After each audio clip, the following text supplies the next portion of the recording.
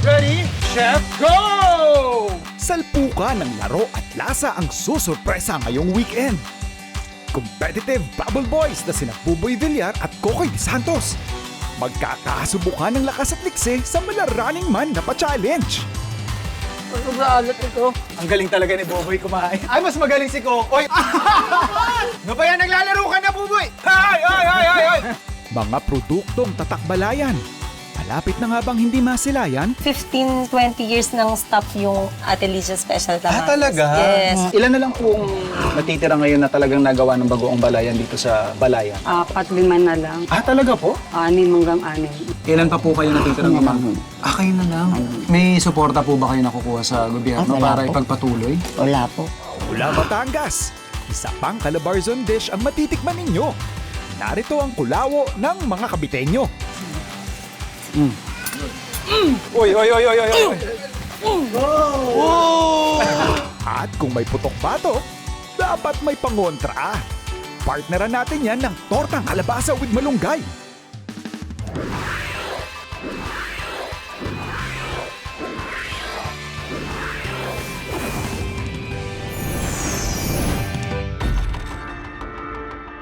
Tara boys, tara, let's go, let's go. Chef! Saan mo dadalhin, Chef? Relax kayo, ako bahala sa inyo. Tayo kasi dadaling ko kayo sa Balayan, Batangas. Okay, Chef. Gamit ang isa sa pinagmamalaki nilang produkto, ang bagoong balayan. Ang ganda. Okay? Dito sa larong Bagoong Balayan Blind Tasting, susubukang hulaan ni Kokoy at Buboy kung ano pagkain isinausaw ko sa Bagoong Balayan. Ang pinakamaraming points, ang panalo. Cheers tayo. Oh, cheers. Cheers. Cheers na. Basta nag-cheers na. Okay. Oh, game. Subo na, Chef, ha? Subo na. Ay, ganyan. Up, dahan-dahan tala, yung tinidor. Ano yung sinausaw natin sa ating bagoong balayan? Chef, feeling ko ano to? Apple. Yes. Mansanas. Mansanas! Is correct! Napakadali naman nun. 1, 2, 3, go! Sobrang alat ito. Sobrang alat. Ito, feeling ko hindi nyo ito pwedeng gawin. Tinapay yata to, Chef. Oh, Puto ba, Chef? Ang galing ni Kokoy! Puto? Puto! Oh, cheers! Third item. Cheers. Ito, Chef, ha? Subo mo na. 2-1 ha, 2-1 ang score. Follow the smell, Buboy. Follow the smell. Cheso? Cheers. Ito kasi sa lasa. Nauna si Kokoy, pare. Nauna si Kokoy. Paano ba yan? Race to 5 lang to. Race to 5. Oh, guys. Guys, may 27 items tayo dito. Chef? Kailangan ko ata magpachit ng kidney after nito. Hotdog? Hotdog! Paano ba yan? Sino nauna? Kokoy! Pare, tambak na. 4-1. Ano ba yan? Ito. Para ma-cleanse ang inyong palate. Ano nga? Dali. Galing! Very good si Kokoy! Sige na, boys. Tanggalin nyo na ang inyong mga piring. Liwanag. Uy. Yung palay... ito pala yun! Puto nga. Mamaya ipapakita ko din sa inyo ano ang pagkaing tunay na masarap isawsaw sa Bagoong Balayan. Pero bago yan, pumunta muna tayo ng Balayan at kilalanin natin ang mag-asawang masipag na nagpapalaganap sa industriya ng pagbabagoong. Sir Cesar, Ma'am Virgie, bali ilang steps po talaga yung pinagdadaanan ng bagoong isda? Ang step number 1, yung pag-aasin. Apo. Step number 2, yung inilalagay na namin sa ganito, sa tapayan, or bra. container. Tapos po, Doon na namin nilulungoy. okay, lungoy po is yung fermentation. Oo, Mga 6 to 7 months yun. 7 Grabe, ang tagal ano? After po nun, Pwede nang harvest. Pwede harvest nang po is butin. dudurugin pa muna. O, ginigiling Durog na namin. yun. Ginigiling. Tapos Gin- ginigiling pa. Oo, yun. Okay. Para mas parang liquid na siya. Distinctly, pag nakakita ako ng bagoong, alam ko sa Balayan galing yan kasi durog. Ito, 1 month pa lang. Ito po, Buo pa siya. makikita natin ano. Oo, yan. 1 month pa Ayun, lang so yan. buong nabuo. Tamban po itong pa natin, ano? Oo, tamban. Tamban ito. Ito na yung 5 months. 5 months. Hindi pa po Pwede ito. na siya. At least Ah, yung pwede iba, na pag rin. ano, Pwede na 5 kasi months, pwede na rin. dailies ito Depende eh. sa isda. Pag ano. Okay. Pag dailies kasi, mas madali siya ang fermentation. Madali siya. Oh, ayun oh, ganda oh. Oo. Ganda. Kaya na first Bango. class ang Bango. dailies. Oo, bango. Bagoong na bagoong yung amoy niya. May mga problema po ba kayong na-encounter pagdating sa pagbabagoong? Pag tag-ulan, minsan kahit na may plastic siya, napapasok pa rin siya. Baka po sa moisture. Oo, yung moisture, Oo, yung moisture. ganun. Oh, pag ganun po, nasisira yung lungoy Oo, niya. medyo hindi Nag-iba na mo. masyadong kasing ganong Kabango. kabango. Paano niyo po siya dinudurog?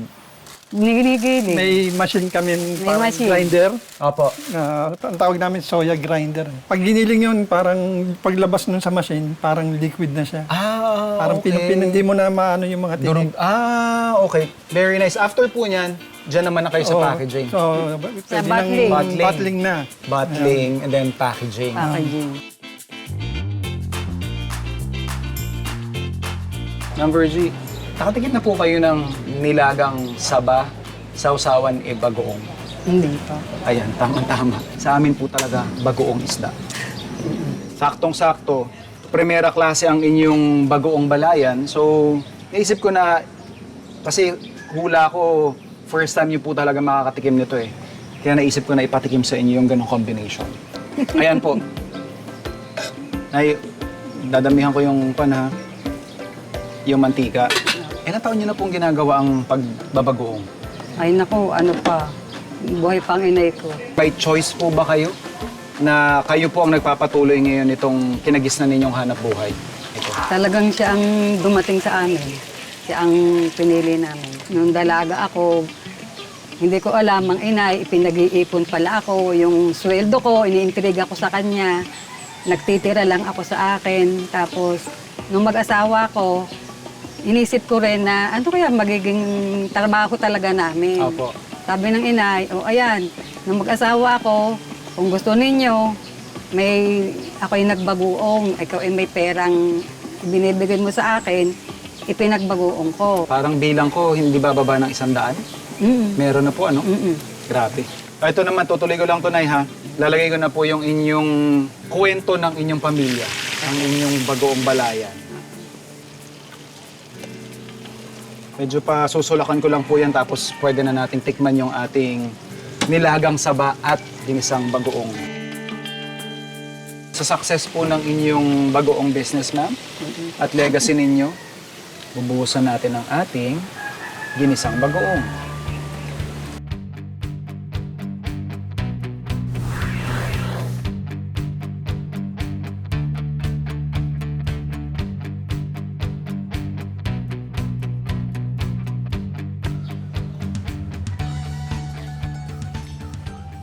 Sarap. Oo. Diba? Di pala yung bagoong sa saging sa bagoong. Mm.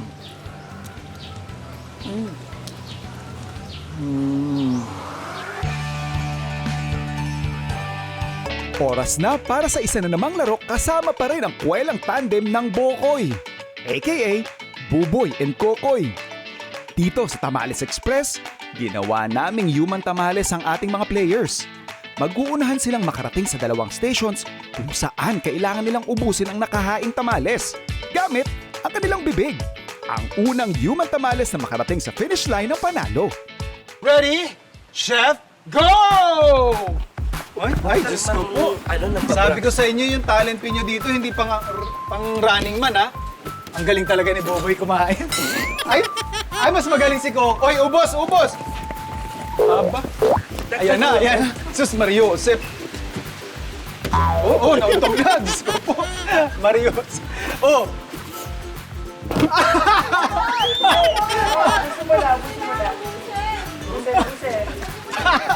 Ayan na, Boboy! Yan, kasi madaya ka. Ayoko siyang tapusin. Gusto kong nasapin yung tamales. Creamy, Creamy. masarap, manamis-namis. Lasang atin. Ang tamales kasi, ang kwento niyan, nung sinaunang panahon, yan yung mga binabaon ng mga magsasaka. So para hindi, yun yung binalot nila. Para pag lunch break na nila, hindi na nila kailangan magsaing, magluto. Andun isa na. Dadali naman natin yung ating mga food explorers, again, sa Balayan, Batangas, para makilala si Ma'am Marlene at Ma'am Linda, na isa sa mga natitira rin Yes po. na talagang gumagawa ng tradisyonal na Balayan tamales. Ang ganda. Ito po yung mga dahon na ginupit-gupit natin kanina. Kasi kailangan po nating banlian para po maiwasan po natin yung mga anumang bakterya na nakaano sa dahon. Tapos, kailangan po nating patuluan siya rito. Tsaka po, bukod po doon para pag po binalot natin siya, malambot yung dahon. Tapos, pupunasan po isa-isa. Dito naman po tayo sa mga toppings ng ating tamales. Itlog na maalat, i-slicein po natin yung isa-isa, ganyan. Ito, isa po yan sa mga toppings ng ating tamales. Ito po ang ating mani, isa sa mga toppings po din. Ito po yung atay. Ito naman po yung nilagang manok na ating nininitnet, isa-isa. Ito na po yung ating galapong na pinagiling po ito sa palengke. Ginisa natin to sa sibuyas. Yan. Tapos, kailangan po ay continuous po yung halo, walang tigil hanggang sa hindi na po siya ganitong buo-buo. Sino po ba talaga yung nag-umpisa ng inyong tamales dito Matea. sa Balayan? Matea Alaras Javier. Siya po yung pinaka-original. Mga anong taon po yan? 1948. Wow! Na ang nanay ko naman ng panahon na yon, kasama din siya sa paggagawa nito. Nakikita niya, tapos nung nawala siya, nanay ko na Ang nag-take over, nag-take nagpatuloy na, po. Ngayon, yung kami namang magkakapatid, tulong-tulong din. Sa kabila ng pagtutulungan ng mag-anak upang maitaguyod ang kanilang munting negosyo, umabot pa rin sa puntong kinailangang magsara noon ng Ate Lydia's Special Tamales. Hanggang sa muli nitong pag-usbong noong panahon ng pandemya sa tulong ng anak niyang si Marlene. Nung pandemic, since ang dami nga pong online food business na lumalabas, doon po namin naisip na i-revive po siya. Nung na po kami, nag-post na kami, Special Tamales is back. Yung mga suki po nung lola ko pa, na matatanda na hanggang ngayon, talagang tuwang-tuwa po sila na na-try po ulit nila ang tamales ni Lola Lydia. Nostalgic daw talaga. Ano pa pong plano niyo? Kasi nakita natin dito from your slowly but surely growing pa na tamales empire, meron pa kayong ibang ino-offer dito ngayon sa inyong lugar? Itong pickleball po is last year po siya. Oh. Ang kagandahan din po, every time meron po kaming mga bisita or mga dayo na magpipickleball, natatry nila itong rare tamales at the same time.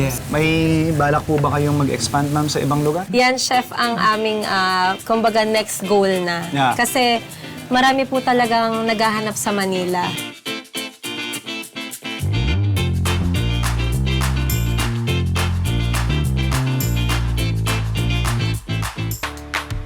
Boys, alam ko napagod kayo kanina. Mga umaatigabong aksyon yung na-witness ko kanina sa paglalaro ninyo eh. Patitikman ko kayo ng pagkain galing naman sa Calabarzon area. Okay, chef. Yung gagawin natin ngayon is kulao. Kulao. Siyempre, importante meron tayong bawang dyan, luya, peppercorn, and laurel, siyempre. Patis. And then, ating pork face with ears. Yes! Tsaka Yan yung ang chef. lengua. Pressure cook lang natin to ng 30 minutes. Saktong-sakto, chef.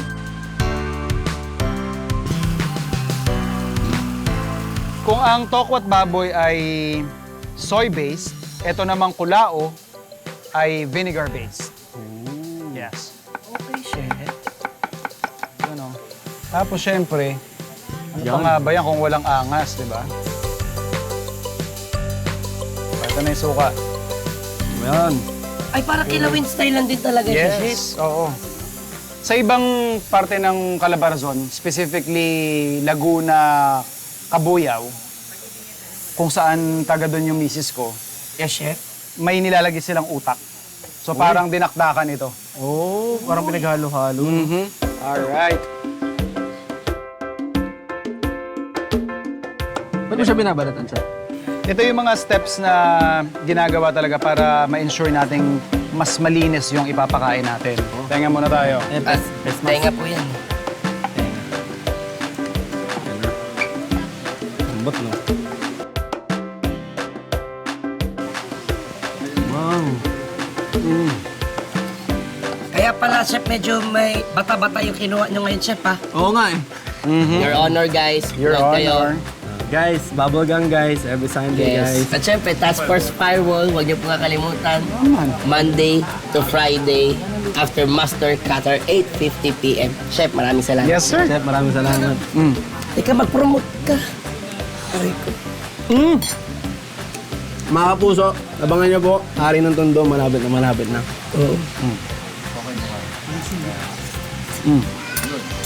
Uy, uy, uy, uy, uy, uy. Ang sarap! Magbabackflip eh.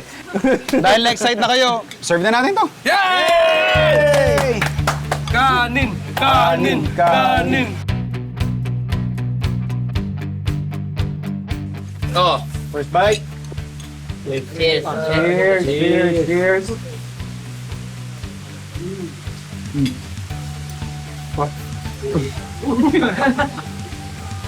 Ito na yung tenga, guys.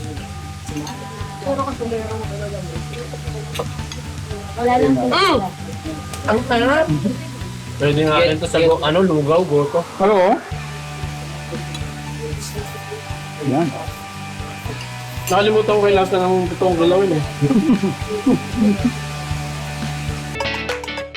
Nagbabalik tayo sa Lahardin kung saan napagtanto natin noon ang kanilang advokasya na magsagawa ng feeding programs. At para mas makilatis pa natin ang kanilang hangarin na makapaghain ng masustansyang pagkain, isang healthy dish ang ituturo namin sa inyo, kasama ng kanilang kusinerang si Eliza. Elisa, gaano kayo kadalas magluto ng kalabasa based sa mga feeding programs ninyo? Madalas? Madalas po. Okay, ano yung normal na ginagawa ninyo? Pag... Ukoy po. Ukoy. Na may patatas, sibuyas, at saka Okay. Ano yung usual mong step na ginagawa? Steam po muna. Steam o binapakuluan? Steam. Mas Steam. ano ang steam. Bakit steam? Mas prepare ko ang steam kasi... Masyadong matubig kapag Opo, pinakuluan, opo. ano? So, antayin lang natin, no? Okay, let's go.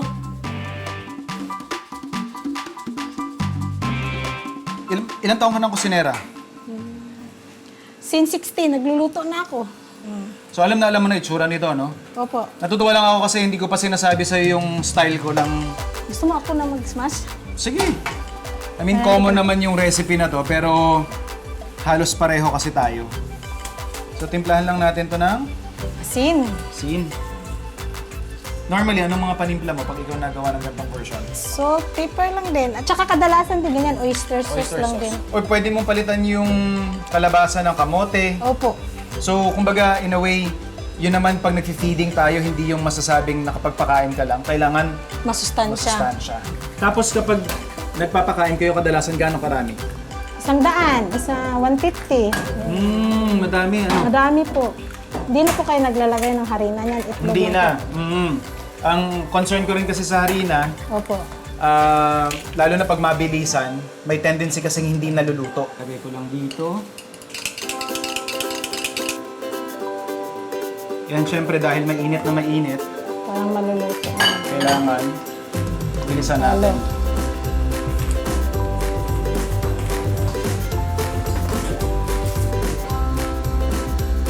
Marami ka ba maglagay ng mantika? Pag ganito, yes.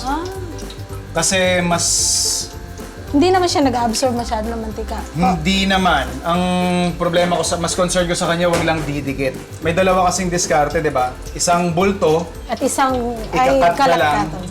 Since dahil minsan maramihan at madalas ikaw lang din mag-isa yung tumitira. So ganong diskarte na lang, maramihan na lang, no? Okay? Ayun, yun yung sa akin din naman. Ang sarap ng langoy niya sa maraming mantika. Convenient kasi pag mga gantong mabilisan.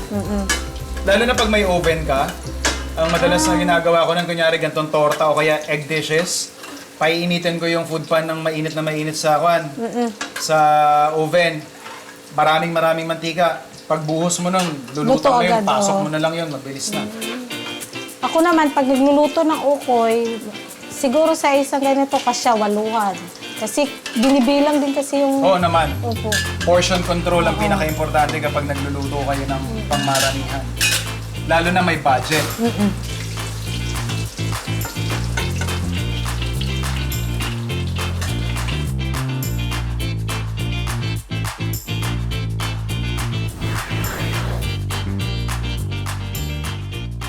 Paano po yung usual ninyong pagpapak? Kanin. 2. Uy, 2. Para busog sila. Okay. Pwede na siya ipapatong yung kutsara dito para hindi na... Diretso na para hindi na maiwan.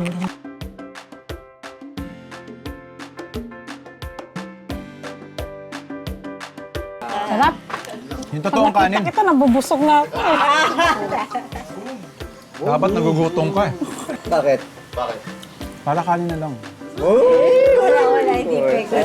Last mo na yun. Last mo na yan, ha? Oo, kaya Ate Elisa pa rin kami.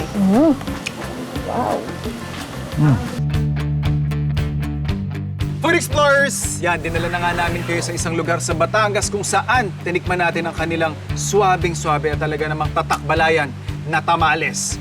This time naman, tatangkilikin natin ang isa pa nilang pinagmamalaking produkto.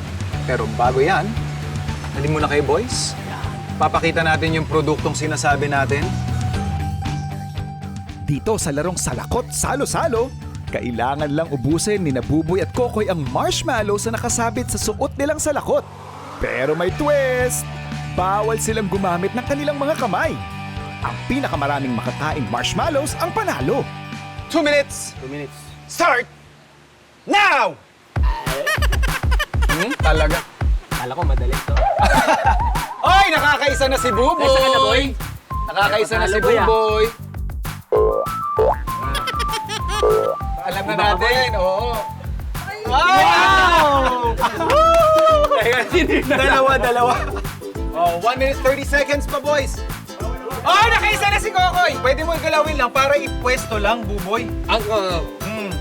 Yan.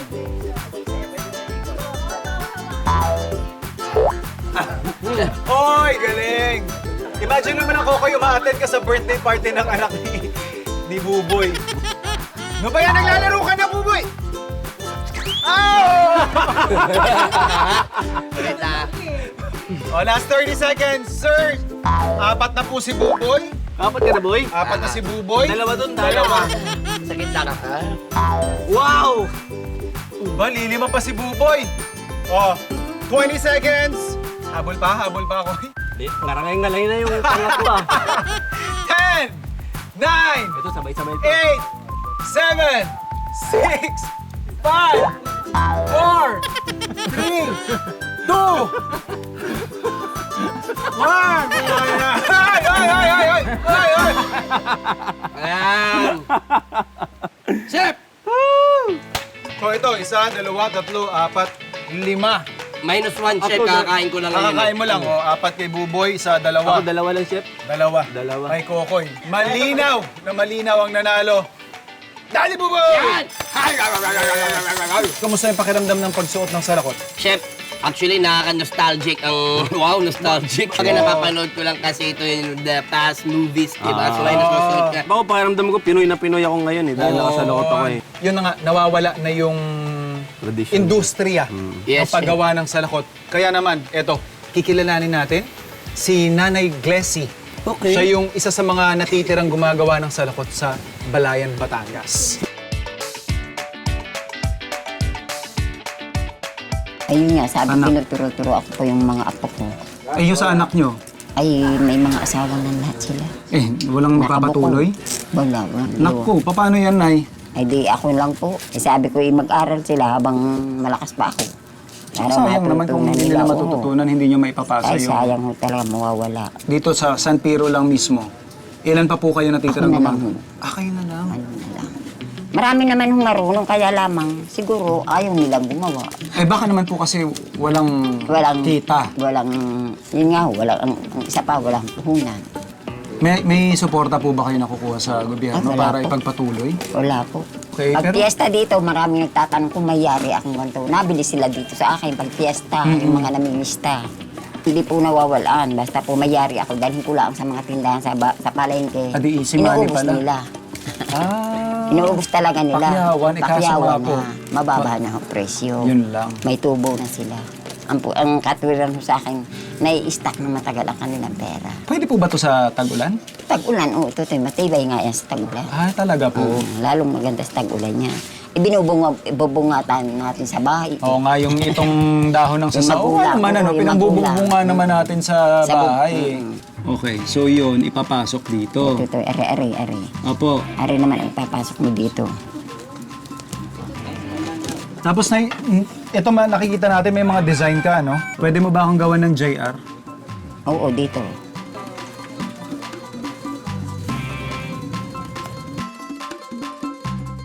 Salamat. Ang reyna ng San Piro sa paggawa ng salakot. Thank you, Nanay. Ito. I always look forward sharing my food adventures with good friends. Kagaya ni Kokoy at ni Buboy na alam niyo naman madalas nyo makita dito sa Farm to Table. Nakakatuwa na tayo bilang show na nagpo-promote ng kulturang Pilipino, nakakasalamuha at syempre nabibigyan natin ng pugay. Yung mga kagaya nila Ma'am Glessy, Sir Cesar, Ma'am Virgie, Ma'am Marlene at Ma'am Linda na ipagpatuloy yung kanilang mga advokasya kung saan mang tayong parte ng Pilipinas, gayahin natin ang mga balayenyo na kahit yung mga maliliit na bagay gusto nilang i-preserve, ipagmalaki at ipakita sa buong mundo.